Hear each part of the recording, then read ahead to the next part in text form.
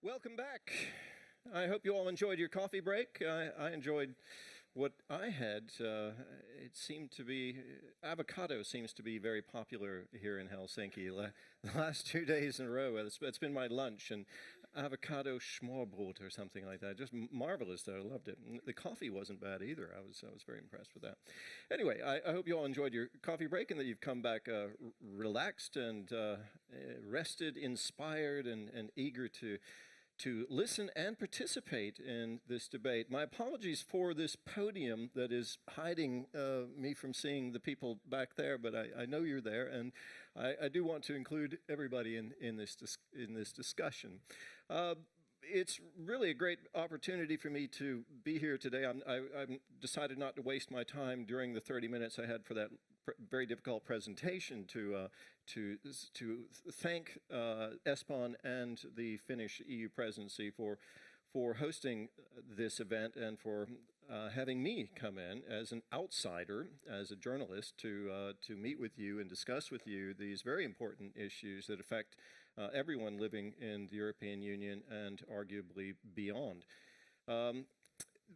We are now about to begin a discussion that will touch on wide-ranging issues derived from the State of the European Territory report and all issues associated with cohesion and territorial evidence and research and everything that we've been talking about already this morning, the 5 chapters, the 5 priorities for cohesion policy, or the territorial agenda.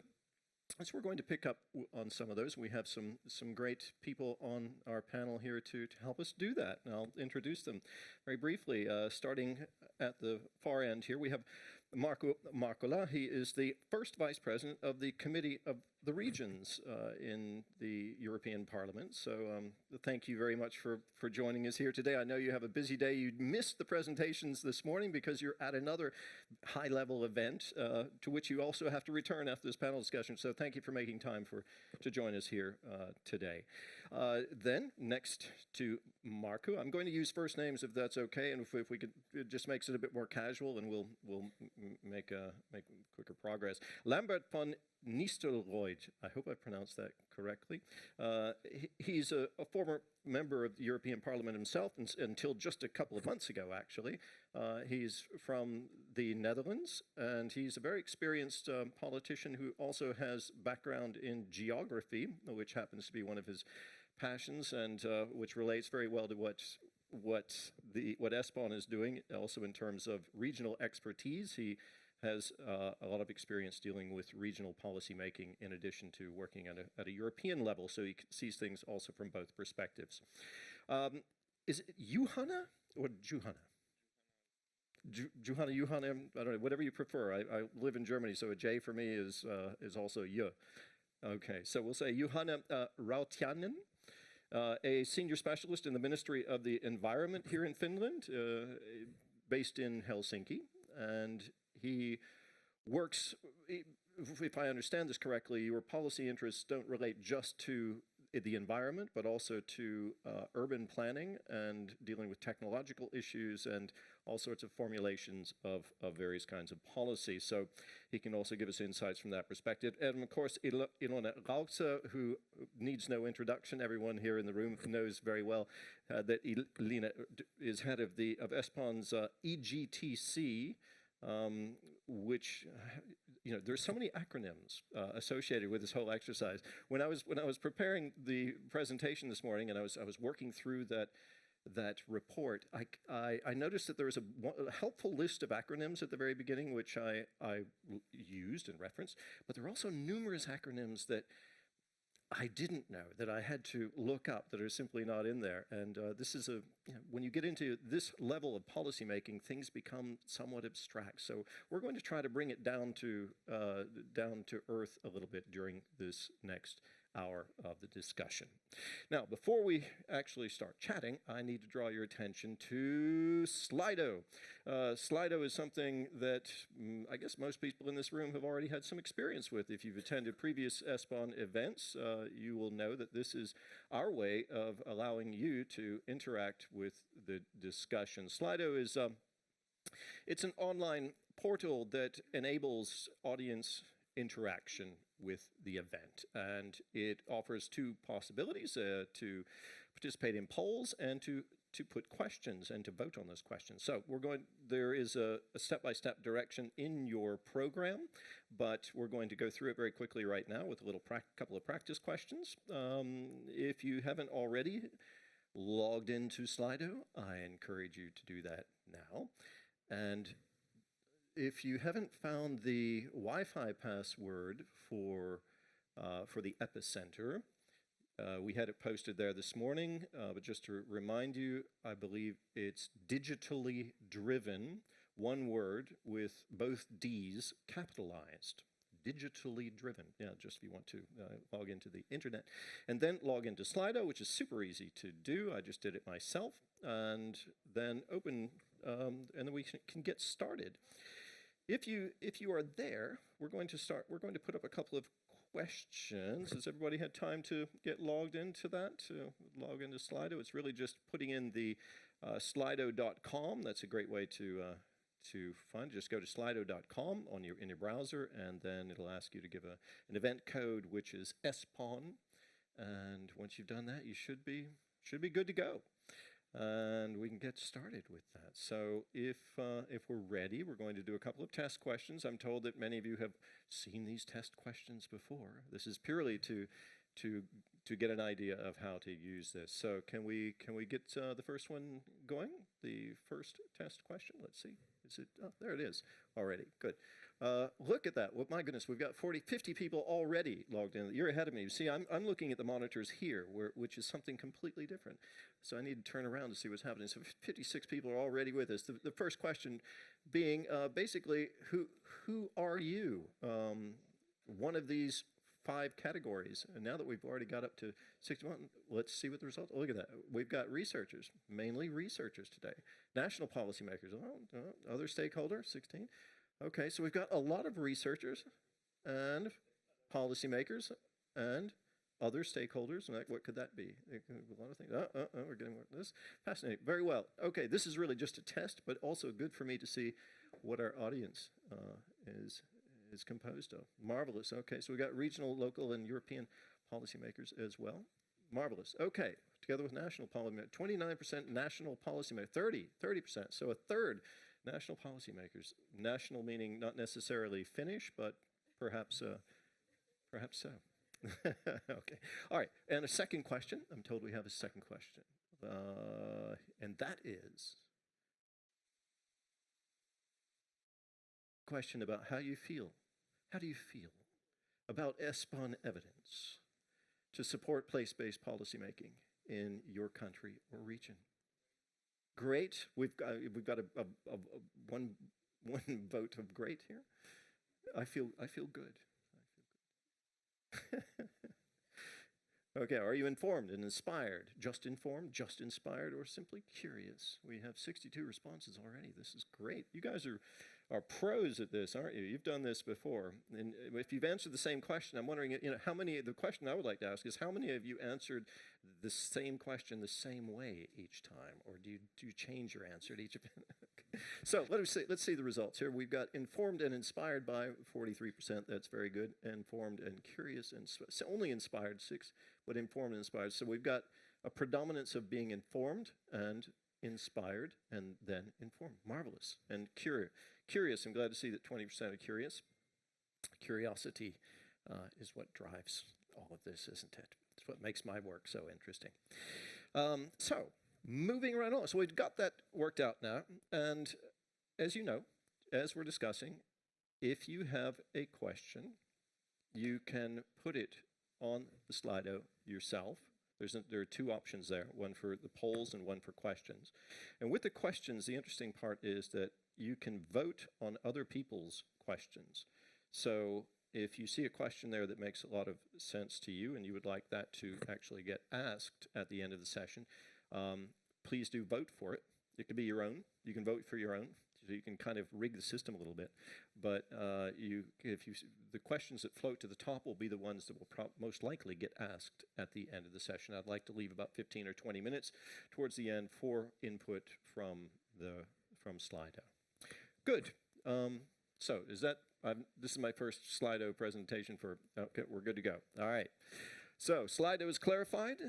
We've introduced everyone. I've introduced myself earlier this morning. I don't need to say anything more about me. If you're wondering where I'm from, by the way, I'm originally from Canada. I lived in Canada. I was born there, lived 17 years there, then lived in the US and moved to Germany 30 years ago. So I've been in Berlin for 30 years. That's my biography. All right. Well, let's get started. Thank you all again for being with us. I know you have different schedules and pressing things to do. What I'd like to talk about today is not just the report, but I'd like to talk about the report that I introduced this morning, which most of you were able to follow. I would ask Marco, have you had a chance to look at that report, to take a look at it? Yeah, very good. So that just to make sure that we're all on the same page, as it were, because I would start with you in terms of putting out my question, and I can have you all comment on that. And that is just a general comment. Since you all have seen the report, you understand what's in it. I would just like to ask you if there is anything in that report that struck you. What do you think the value, the added value of that report is? How do you think it's going to be used, and how might it inform your own work moving forward? Okay, thank you, and thank you for inviting me here. But for that, so let me just say two things. So first, this European Committee of the Region. So we are actually part of the EU official decision making. Our 350 members from all parts of Europe, so mayors, regional presidents, councils, we go regularly to Brussels. Next week is our plenary day, 3 days there in the decisions concerning all of these EU key issues, and our perspective is strongly on what does this mean for cities and regions. So urban development, but of course digitalization, all related to that, so they are very high on our agenda. And the other thing, so that I've quite often seen as an ambassador of ESPON, not necessarily ESPON yet at least, so because Espoo, the next city attached to Helsinki, part of the metropolitan area, so that is Espoo, practically written the same way, only the last letter is different.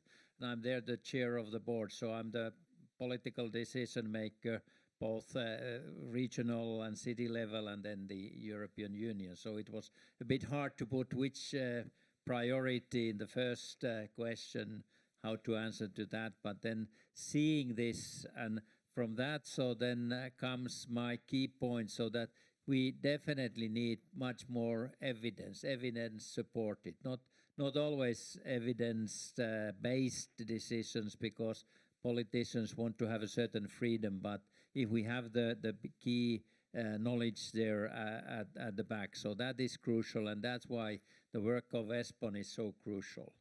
Are you saying we need more evidence, or we need more evidence-informed policy making? Yeah, we need more evidence-informed or evidence-supported policy making. We have a lot of the information here, but if we link this so that there is a lot of capacity in the local level, regional level, which in the heads of decision makers as well, but that's not very effectively used. So practically what we need more learning. And then when I link this to the, let's say, Sustainable Development Goals, all those 17 SDGs, so which are strong in our priority in Finland, so how to implement, how to help the rest of the world. So there we need this knowledge. And that comes very clearly through the ESPON different reports. But then when I just took one of those, the digital innovation in urban environment, looked what do you say here? So you said moving beyond the smart city. So it's not anymore just having the technology that is available, but it's how we implement, how we have the influence, impact, and that is something where we need to focus much more. And then this comes learning of the politicians as well. So I'm personally really a strong lifelong learner throughout my side. Now when finally retiring, so I think hopefully I now have enough time to write my own dissertation, so being a researcher as well, so focusing a bit on these lessons learned. So we all should do more of that, in our local or regional or European level activity. And on that, so with the ESPON, we should find new ways how to operate with this. And this, we have a lot of good practice now with the Committee of the Regions in our collaboration with Joint Research Center. And so we have started a lot of activities, thanks partly to Lambert van Nistelrooy, Science Meet Parliament in Brussels, but we have organized a lot of piloting activities, Science Meet Regions. Okay, that's a good point. Very good. I want to come back to the idea about transferring this knowledge or getting this evidence integrated into the policymaking process, which is a big challenge as well. I hope that'll come out more later in our discussion.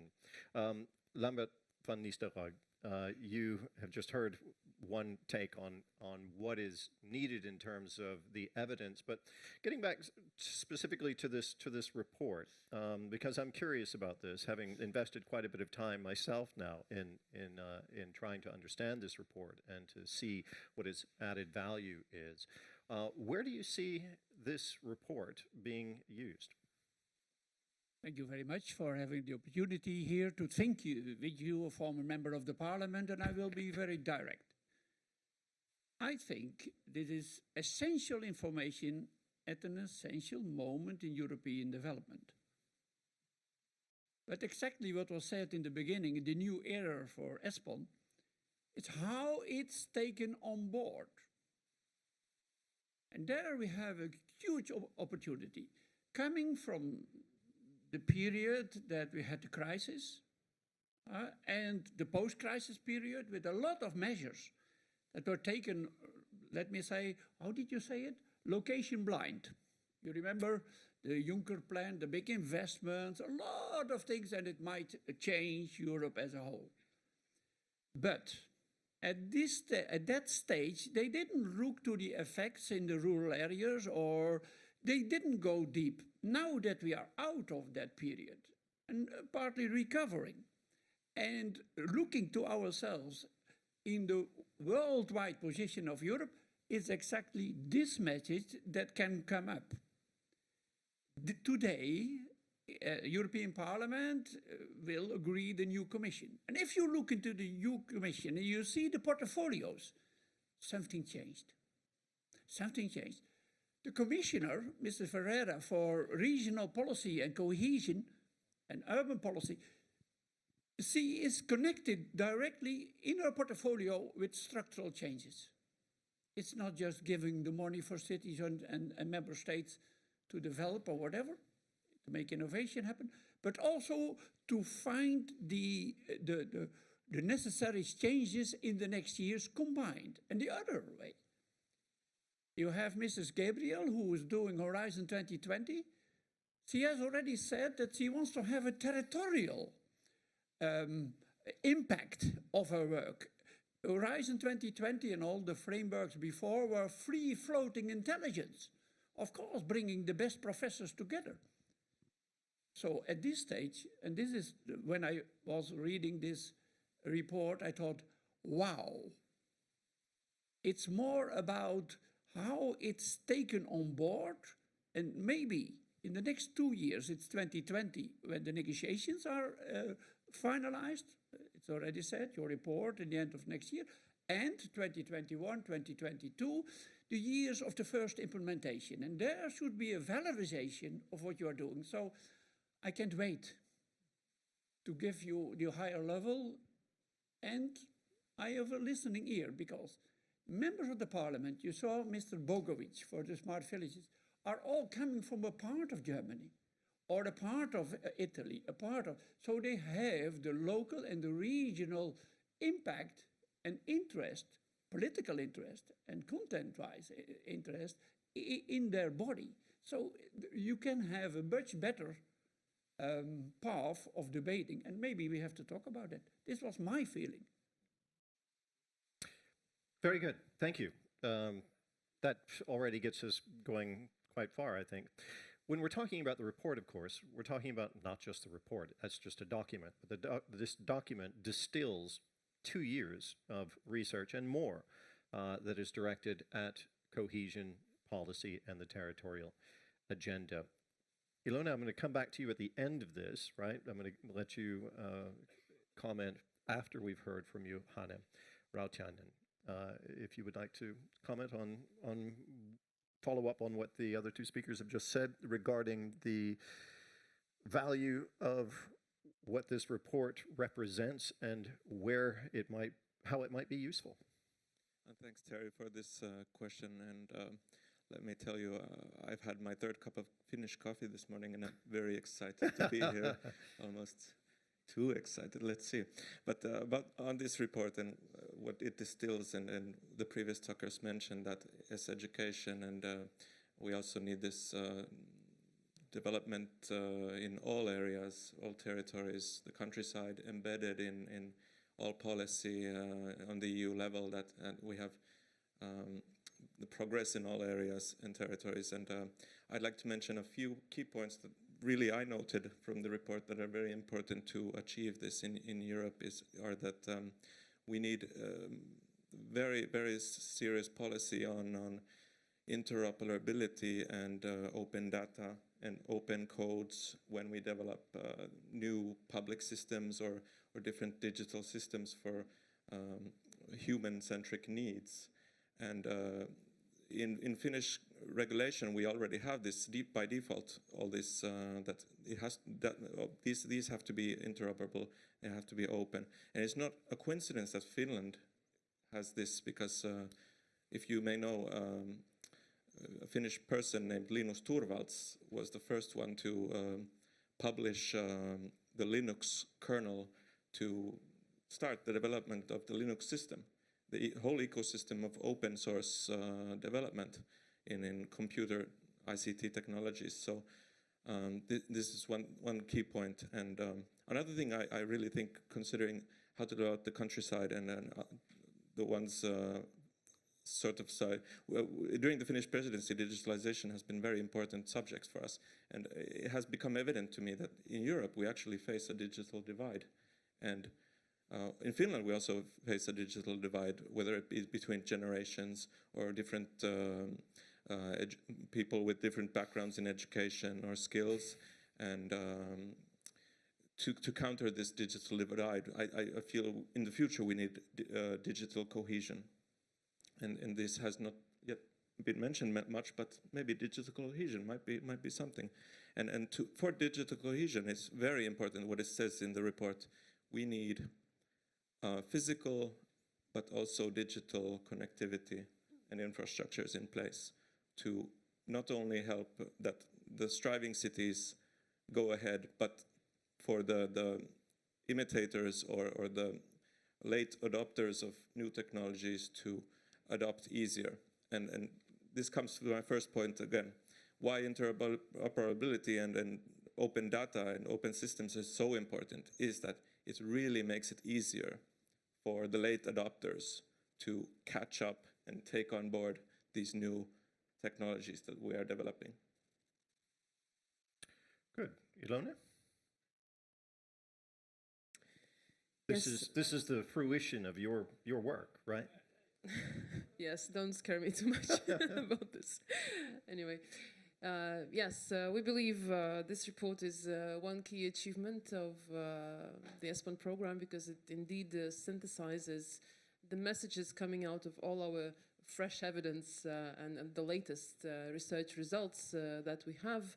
And this probably is also the right moment for me to say a very big thank you to the research team and also to our own project expert at ESPON in GTC, Michaela, who was also working hard to make sure that this report is of high quality and delivered on time to all of you as our seminar participants. I would like to highlight one key message that is the red thread of the report, the horizontal key point that we would like to convey with this report. And I very much hope that you did kind of feel it, that you did notice it, that it really is something that is obvious and evident, is that future policymaking approach should change. And it should change towards promoting more territorial cooperation at the scale of functional geographies. So more functional approach, more territorial cooperation are the two key messages, horizontal messages of this report. It's like already sounds like an old song of Ilona, but I will continue with this message as long as I can. Because this indeed is something that has to be made a very strong principle of the policy making around Europe nowadays. Policy making within administrative borders don't fly anymore, is not relevant anymore, does not address the needs of people anymore sufficiently, because people don't live within the borders. They have their daily lives very much linked to geographies that span across the administrative borders. And this is why policymaking, if we really claim that policymaking should become closer to the needs of the citizens, it should transform. Now, my challenge is how to promote this revolution. By my challenge, I mean the challenge of ESPON as a program. How to promote this revolutionary approach towards more policy development, new investment practices, new governance solutions at different functional scales beyond administrative borders. It's much easier to say it than to implement it, and we know it. So who should be the leader? Who should be the supporter? Who should be the driver of this revolution is a key question. Can we promote it with just one report? Well, of course not. We need to mobilize important players and stakeholders to make sure that they become very active leaders in this process. And here, because we're talking and thinking about borderless policy making, I think European institutions, European programs, everybody who is working at a European scale in different functions and roles has a key role to play in this process. And here I'm looking at the Committee of the Regions, at the European Parliament, at the European Commission, also EU programs like ESPON, like URBACT, like all other kinds of European territorial cooperation programs. There should be a drive, a very strong drive towards this approach to support national governments, to support regions, to support cities in implementing this new approach.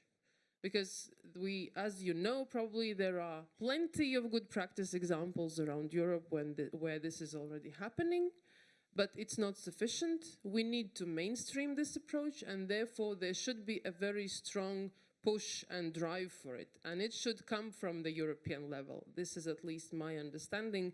Correct me if I'm wrong. And programs like ESPON, of course, have a very important contribution to make with all our evidence that we are developing, with all the capacity building activities that we can deliver already and that we will deliver much stronger also, and we promote them in the future programming period. But it is a revolution that will not happen just like that. It has to be very actively promoted in all kinds of ways. And we, from our side, from ESPON side, with reports like that, with the discussions, working directly with our stakeholders, supporting their policy development, we do play a role. We have our contribution, but my point is that this is not sufficient, and European institutions also have to become very active in this field. Thank you. Thank you very much. So we have an introduction to our topic, and I'd like to go a little deeper with that. What's come from our discussion so far, at least from three of you, it's very much the idea of turning this evidence into policy and putting the policy into practice. And we have a very specific topical approach that you were describing in terms of digital connectivity. Digital cohesion was the term you put on it, which I think is a nice one, which we can maybe get into in more concrete examples of that with respect to Finland, where you were working. So I would put the question again, going back to the beginning, to Markola, because you have experienced quite a bit, and you're still active as vice president of the Committee of the Regions, that you talk to us a bit about how you see the capacity, the administrative capacity, at different levels in the chain, in the policy chain, the administrative capacity and the political will to take this evidence, to take the policies proposals that are put together on the basis of this evidence and implement it. What do you see there in terms of administrative capacity and political will? Is it there? Let me come that very simply from what Ilona just pointed out, so that we need more of this horizontal action and so the understanding. So what the ESPON reports very clearly show that it's very useful for us at the local and regional level to understand based on that, so where we are, kind of benchmarking. But then when we come to the use of the capacity, so when again linking this on the SDGs, so all those 17 Sustainable Development Goals, so practically at least 2/3 of them, or the actions inside them, when we look on the all 169 more concrete indicators inside those, what the UN and global research communities have showed up. So the 2/3 of them are practically implemented at the local level. Local, and then I mean the whole region. And there we come to this point, so that we need to move to from benchmarking to bench learning first. So that what does it mean? And it's very often that inside Europe now, what is clearly here in the report as well, the importance of smart specialization. So we have these regional strategies focusing on a few key areas where the action should more and more be for economic transformation. And economic transformation is for sustainable growth and learning from the others. So regions who share the same strong interests, so they should do much more on this kind of collaborative learning. Again, evidence-based, evidence-supported, and then don't stop there on the learning, but move to action. And that's why I'm as well a bit more than a week from now, though, going to Madrid for this climate negotiations, several seminars there where we more and more we share the actions. What are we doing? How we can many cities, regions be forerunners, kind of showing to the others and supporting the others as well. And there we again come to this capacity. We have a huge capacity in Europe alone, and that capacity is very much on the local and regional level. But when we talk about cities or this regional level, so it's not that much about the authorities, but it's when talking of cities, so it's different communities of practice there, schools, universities, industrial, large and small, and their combination. And that's why, again, coming strongly from the report, these regional innovation ecosystems, because they're both on the thematic issues, but on the more broader horizontal issues, so the people, actors collaborate with each other and share the results for better impact, better influence throughout the whole Europe. And that's what we need to do more. Okay, so you have identified where you see a need for more learning, not just benchmarking, but benchmark learning, I think is the way you put it, but you also described different efforts to try to enhance that capacity. But I'm very curious to hear what you, as a very experienced politician at different levels of governance, from local or regional on up to the European level, what your experience is in recent years, having you know ESPON, you know the work that ESPON is doing, and ESPON's not the only one doing this kind of work. There are others as well. You're a researcher yourself. You have lifelong learning has been one of your passions. You've co-authored a book on dissemination that also deals with knowledge transfer to some degree, or how to communicate results. What's your impression of how things have evolved in recent years with respect to the uptake of the kind of evidence that ESPON and others are producing, addressing these cohesion challenges from a territorial perspective? Just, it's a big question, I realize but that. It's really a major challenge all the time. But that means that we are not, we should not think about individuals alone, but learning is more and more nowadays team learning with a shared vision. So we organize that and we meet more, and so we need to have this face-to-face events, but we are using networks, digital networks more and more. So to find the new, let's say, data, and that's where we come to what Johanna said so strongly, so that we need to take the digitalization more active use. And there's much what at the EU level, DG GROW has found a very good way how to support the cities. They called a couple of years ago us through the Committee of the Region as well, so kind of forerunner cities who want to learn themselves, not providing money directly, but providing mentoring, having best experienced people, and then got close to 100 cities saying that, okay, we want to be part of this city digital challenge.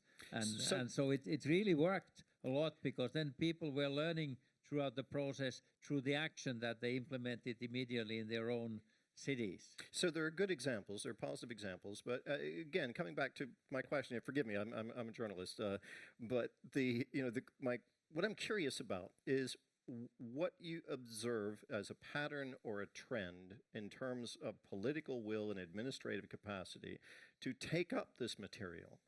Is it growing? Is it static? Is it facing a kind of challenge that simply can't be overcome? Definitely it is growing, but more I see is really so that we should speed up.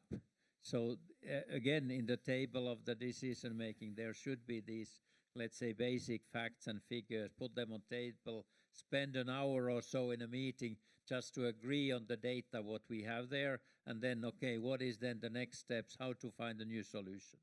Okay. So it's speeding up, but we should move much, much faster when we look the climate or the other SDGs as well. So there is need for not only social innovations or technological innovation, but kind of societal innovations where the lawmaking or others are part of that. So again, speeding up this transformation.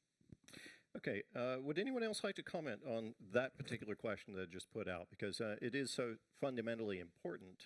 So I'd just like to open the panel. Yeah, go right ahead. Taking up Makula's remarks, I think it's important to have the feeling of the moment Europe is in. As I said before, but it means that there has to be an agreement between the member states and the union, and this is done in the regulations, for instance, on the structural policies and other fields, on the Green Deal, by which it is multi-level governance. If we don't do that, if a member state says, okay, I get the European money or support, but I do it in my own way and I don't care about. And this is extremely important, that in the upcoming negotiations, these days there are the negotiations, that we have this partnership agreement by which the ministers, the national ministers, sign on these targeted goals. And they say, okay, not for one program, but it's for 7 years. In 2024, a midterm evaluation, a serious evaluation on where we stand. And this is extremely important. And you see the tendency that some of the member states say, this is bureaucracy. What's this? With simplification, man, what kind of world do you live in? And exactly this is what I mean. Because this gives trust, both to the cities, to the public side, but also to the private side that comes in, the banks, etc. If you change your policy every year, 2, 3 years after a new election in Romania, this can be done. So there is, in my opinion, and I made a booklet, talk about booklets on the multi-level governance. This is essential for the next time to come, and there we take on board this human capacity. This is not just training your civil servants. This is the method that you use on this innovation ecosystems, and as we see in the report, a lot of these things. So The instruments are there, but Europe should not float apart with the nationalist movements that are going on now. And this has nothing to do with political direction, but you do it on the content. And here, this is not a question of new treaties or things. It's more like we did in the Pact of Amsterdam for the urban development. It's about your contribution from your part of the country that you bring to the European goals. This is the point. It's not exactly whether you are a full-rest, federalistic state with German Länder, or you are just a city in a unitarian state like Luxembourg or Netherlands. So it's more about what do you bring in these changes that we need. And this is more an evolution. I must say, I'm not the one of the revolution, but maybe we can agree on that later. Let me just started to learn more by looking your book, so that there is a good example of kind of spiral influence. So, and Lambert is writing here, ESPON gives an example of cooperative multi-level governance. The silo mentality must be replaced by a continuous cooperative multi-level governance system. So focusing more and learning together again, and so making this in a concrete form to be. So very good, so that you document that as well. Okay. Yeah, Terry, I'd like to reflect to the previous speakers, and indeed, I agree we need more multi-level governance. It's very key, and I think the EU should do more to incentivize this multi-level governance and cross-border, cross-cooperation, co-creation, everything. Breaking the silo mentality is very important. It's a prerequisite for innovation, and unless we have to have like some sort of regulatory framework that helps this.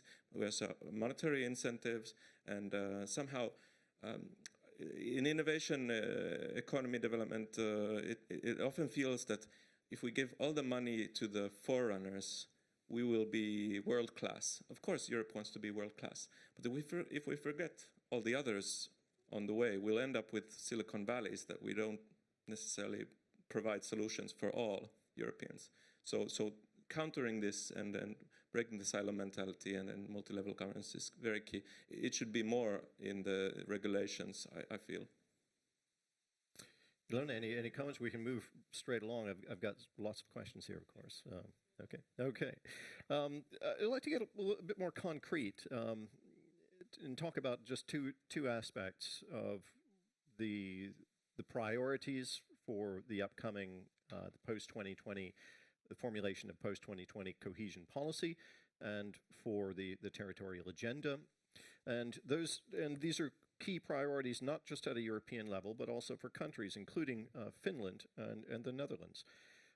So on the question of digital transition, this is something that's already been raised here, of talking about digital cohesion, how to move along in that direction, also to promote cohesion, and in terms of greener Europe, of achieving the sustainable development goals, but also the greener Europe part of that. Those two aspects, when we're talking about the greener Europe and we're talking about the digital connectivity in Europe, where do you see those two policy chapters in terms of the priorities that are operating both at the national level and at the European level, but also to some degree at the regional level? Because I know that in Finland, for example, you have these sparsely populated regions, and you have this whole question about how do you not leave the countryside behind while continue to develop the cities is a big question. So I'd like to hear your comments on those two particular chapters. How do you see evidence feeding into that's going to support cohesion moving forward? Very, very broad question, but you can approach it from whatever direction fits your experience best. Maybe Ilona, how do you see what in terms of what ESPON has produced, where do you see the potential for that to be taken up most? Oh, fine. Fine, I can start. Yeah, Terry, you mentioned Finland, and well, actually, I've also lived a large part of my life in Canada, so we have that in common. But you've never lived in Finland, but you know much about it, I see. And indeed, the map also shown today showed Finland very blue, as in digital connectivity. And of course, we had this Nokia, And Nokia was a product because we are actually sparsely populated, and to connect people in sparsely populated areas is very more efficient to develop wireless connections instead of wired connections. Now, currently, concerning the future policy and broadband connections in the countryside, we know that it's not only enough to have these wireless connections. They're wonderful, and I can work in my countryside, at my cottage every day, like on my laptop, and it's really nice.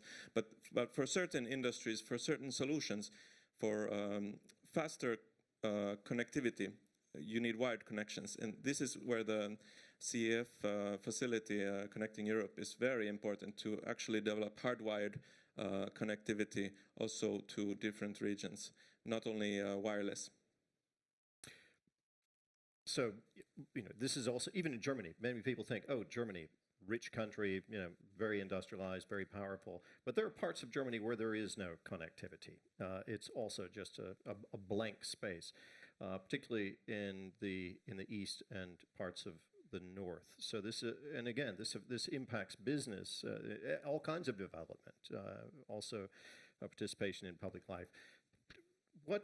So we've talked about, you've mentioned digitization and how digital connectivity, but I'm on the question of how that relates to cohesion. How is this going to be, how is this goal that you would have can be transferred into policy on the basis of the research that's been produced in this area? Because this is a challenge for everyone, and everyone recognizes how important this is. So do we see progress being made in this area, and if so, how? Comments? Just a very short comment, yeah. I mean, in practice, we see that it's not enough only to provide like broadband connections. You also have to develop the industries and the mentalities of the people receiving these connections, that they actually are put to use and at full capacity. And oftentimes, thinking about the new cohesion policy period, I hear this debate that what's the point of putting broadband connection in countryside? Because no one there is using it, or they don't have the skills or the industries or the enterprises to actually put it to good use. So it's a waste of money. But this is where we come to the silo mentality. So if we break the silo mentality and develop the skills and industries in these areas while bringing the connectivity up, then you get synergies, and then society will benefit as a whole. And then maybe to complement what Johanna was just saying, and again to highlight the message in our policy brief on the digitalization, people-centered approach is what is very important here as well. And relating the digitalization policy to the real needs of the people and helping to address these needs is something that should be at the heart of this. It's not about, as we heard in the morning, it's not about technology-driven change. It's not about technology for whatever. It's about the people's needs. It's about what are we doing it for, and whom are we doing it for. And at the same time, digitalization is also, and here I come back again to my first message, digitalization is also, again, a tool, one of the policy directions that also helps you to address things beyond borders, to address different development patterns, to sort out different issues beyond borders, to develop cross-border public services, for example, right? This is just one example that also where digitalization plays a very important role. So promoting this change towards a policy that is closer to the needs of the people. Digitalization in that regard is also a very key policy direction. This is a great way of transition into some of the questions that we've already gotten from the audience. I mean, even though we didn't get very far on anything to do with green stop, we are talking more about digitalization today. Maybe one comment about making a greener Europe. The circular economy. You both brought it to the vast rural areas in Finland, but look to Europe. Look to the population shifts.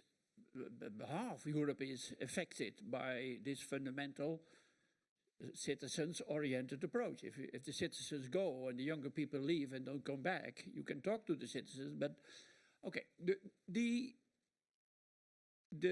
greener economy, the circular economy, has a big opportunity in the rural areas, because if we talk about the environmental, the ecosystem in which the farmers, in which the energy production, in which the consumers, in which education systems, the schools should be connected, there is a vast opportunity. We did not really start yet. We have had a lot of projects, a lot of pilots in Europe, where we see that villages can be very proud if they get the opportunity and the responsibility to change in that direction of a new energy, non-fossil production. But this is also a question of regulation.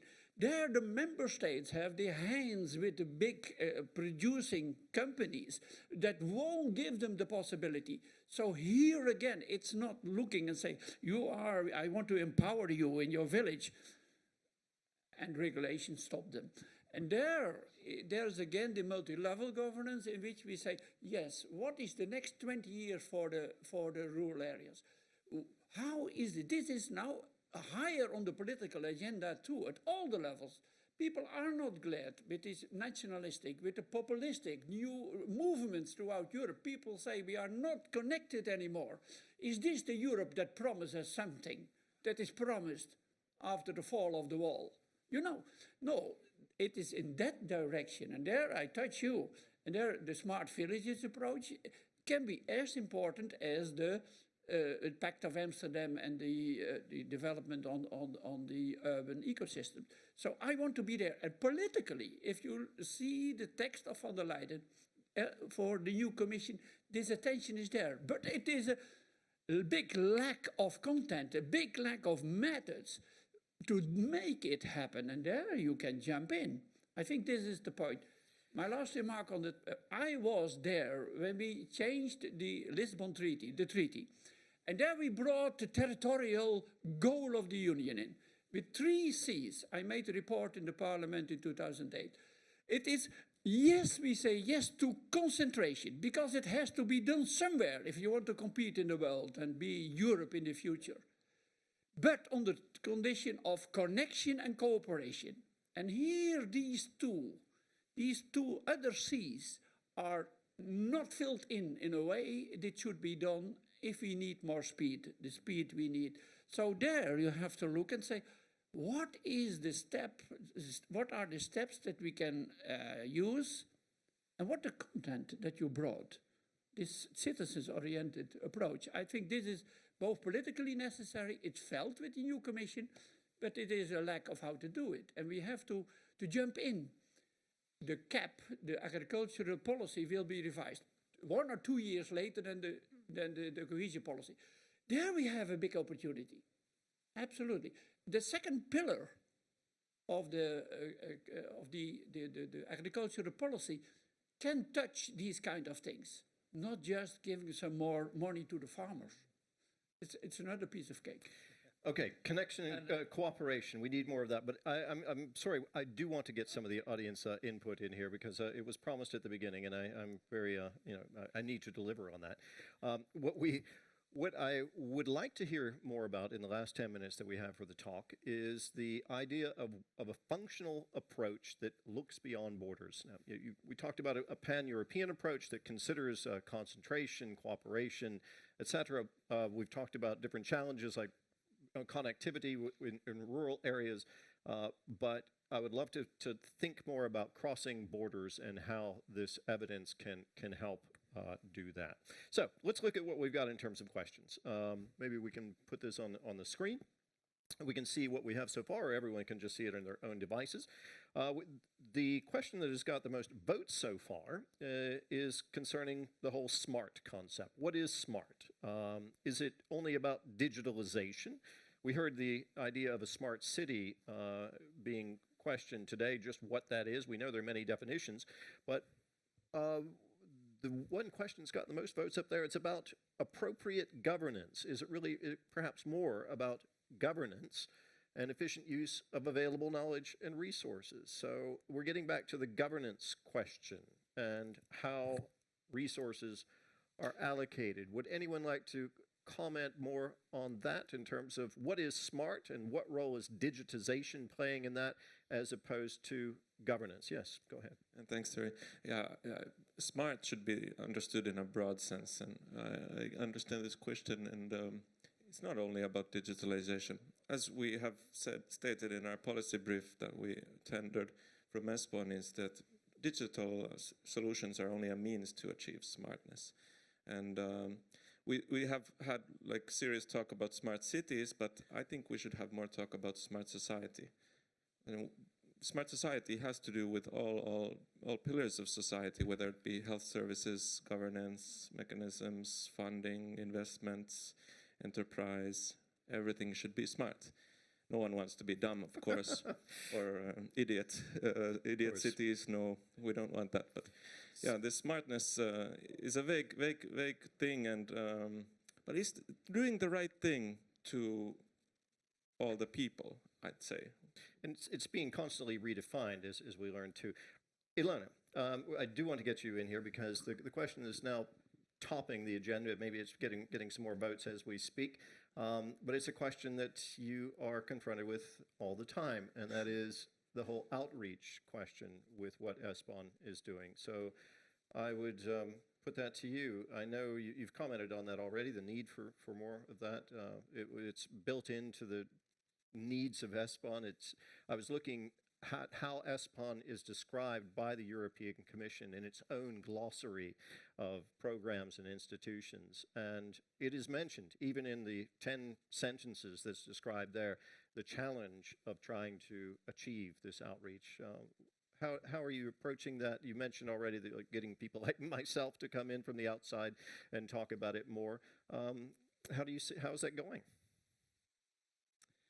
Yes, indeed. This is a key challenge for us to promote learning, to promote knowledge development on the basis of the evidence that we produce. We definitely cannot do it only with our publications. Our publications is also just a starting point and one tool that helps us to communicate our messages, but also here in our outreach strategy, we should follow a people-centered approach. We need people, we need all of you, as I mentioned in my opening speech. We need our army, our troops that we call the ESPON family. You all playing different roles, either as a policymaker or as a researcher or as a contact point or as a journalist, to really. And you are our key network that we want to have informed, sufficiently updated, and also inspired to go out there in the world and to communicate these messages to the people. So this is one very important aspect, is that we need our network that is behind and around the key structures of the ESPON program, that is the managing authority, the EGTC, and other players. We need all our networks of stakeholders to keep them mobilized and keep them informed and give them also all the necessary tools and information that they can use to then communicate the messages. Another important element, I think, and also a continuous challenge for us, is to reach out to the decision makers, the people who are making the decisions on the different policies. We have established very good collaboration with at the expert level, with all of you, with other people working at national, regional, local level. They're very actively engaged as our stakeholders, but we do need to work more with the politicians. Another challenge is for us to be able to reach out to local and regional level, which makes our outreach exercise even more exciting and challenging at the same time, because we have thousands of players we're talking about here as well. We have to be able to communicate preferably in their own national languages, and yes. This is also an additional aspect that we need to consider. That's right. So that's another point for us to think about, and we also have some solutions for for the next years. But in principle, I believe that the best way how to promote this learning is to help people to meet and learn from each other. From each other on the basis of their own experiences and on the basis of the ESPON evidence and its findings. So within ESPON, we have to find new ways how to help people meet. This is why I was also advocating promoting this peer learning approach, because this is a very good approach and methodology that helps people to learn from each other. And I think learning from the experiences of your peers is the most efficient method that can also promote learning, and we will definitely be engaging more in this type of activity. So promoting direct communication, direct exchange. I am a fan of digitalization, but certain learning processes still have to be physical. Thank you. So there's the push part coming from ESPON, trying to increase the outreach. We talked at the very beginning about administrative capacity and political will. There we're talking about pull to some degree. Is there pull coming? Well, while we're talking about all of that, we're seeing increasing fragmentation in Europe, and this is reflected in the political sphere as well, where you have fringe parties that are beginning to grow on both sides of the political spectrum. So I'm just wondering, how to counter that trend of fragmentation, doing what ESPON is doing with this kind of research, this evidence-based learning, this evidence-based policy making. What potential do you see for that in the coming post-2020 period in light of this movement towards fragmentation? It's a question we're never going to answer right here, but it's something I'm going to leave in the room. I say this at the very end, sorry, just as a comment, maybe a very quick comment from each of you, because we have a family photo that we need to get organized here, and that's going to take about 5 minutes. So if you each have just a 1-minute statement that you can make rounding this thing up, what would you like to see most in the post-2020 planning period with respect to of the kind of evidence that ESPON is bringing into this? What would you like to see? Would you like to see that reflected most in this new planning period? It could be an abstract thing or it could be a concrete thing. Just one point, though, if you could, very quickly. Okay, I will start because what we need more, so that what we stressed heavily by the Committee of the Region, that every city, every village, every country can be a forerunner. So because in forerunner mentality, we stress that the kind of sympathy between the people, curiosity, entrepreneurial mindset, so that people themselves feel that they are having an influence and impact, something valuable for themselves. And on then, so EU money flow as well. Cohesion policy is not a separate issue for financing some project, but it's changing the mentality. And I think this mentality changes, that's the key. The most important for me is people, the citizens in the center, take them serious, use everything with the big data and with the connectivity, etc. This is the basic point. My second point is that I see all these outcomes of ESPON as the fuel, but you should inject the fuel in the right engines and not just repeating. And what I see is, for instance, in this report, 77 annexes or references, and are 44 coming from ESPON. There are 23 coming from European Commission. We from ESPON think that the ESPON thinking is correct. Why don't you say, stop it now, look to the OECD, look to the worldwide changes, look how we positionate Europe in this point. Wow, didn't you see the ESPON outcome? The other way around. Thank you. That's a very good piece of advice. Then my key message from all of this is that we will have to engage more resources, make additional effort and a much stronger effort.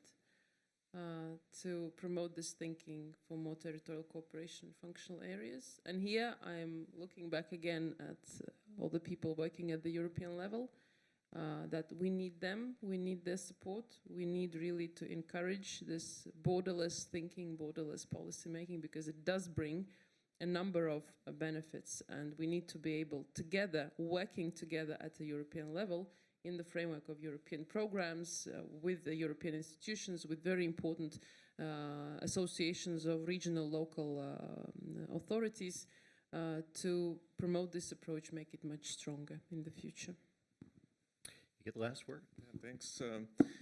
Indeed, if one dream for ESPON in the future program, I would say more implementation, more actions, more results. Inspire. The point of ESPON is to inspire policy making. Now, it does that. We have all the data. We know all the challenges, climate change being the most serious one. Let's start acting like we want to achieve results and implement what we need to.